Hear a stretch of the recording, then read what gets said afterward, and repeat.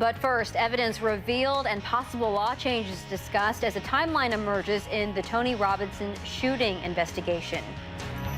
In 2 weeks, we should have a much better idea of why Officer Matt Kenney shot and killed Tony Robinson inside a Willie Street home. State Attorney General Brad Schimel today putting that tentative time frame on releasing a Justice Department report that Matthew Simon tells us would either clear the officer or leave him possibly facing charges. Matthew. Eric Michelle, the Attorney General, saying the state Justice Department report will not make any recommendations.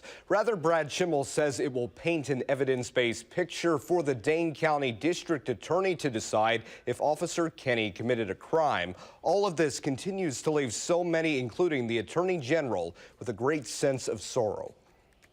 I first need to begin by talking about the human beings involved in this. The great community suffering and questions about why a veteran officer shot and killed a 19-year-old. As a father, my heart goes out to the family of Tony Robinson. I cannot imagine what they are experiencing right now. We're also forefront on Attorney General Brad Schimel's mind. And I've never used deadly force against a human being, and I can only imagine how stressful and difficult this is for the officer. Noting the gravity and importance of his department not dragging out its investigation. So we are resolved to not do that. Almost a week after the officer-involved shooting, Schimel promised a report in the next 2 weeks. We're going to release the information when the investigation is done. The evidence can be overwhelming. A daunting amount of evidence, Division of Criminal Investigation Administrator Dave Matthews says. 29 of his employees conducting 60 interviews inside 40 homes,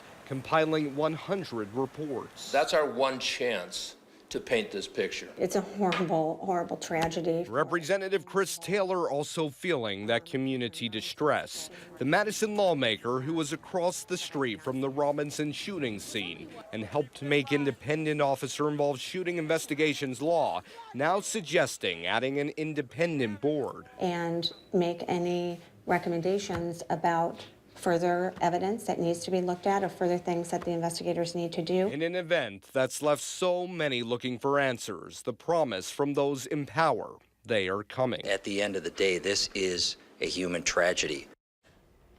Attorney General Schimel says his 2-week time frame is contingent on Robinson's toxicology report being released, but in that report, Schimel says there will not be a mention of a video of the shooting itself.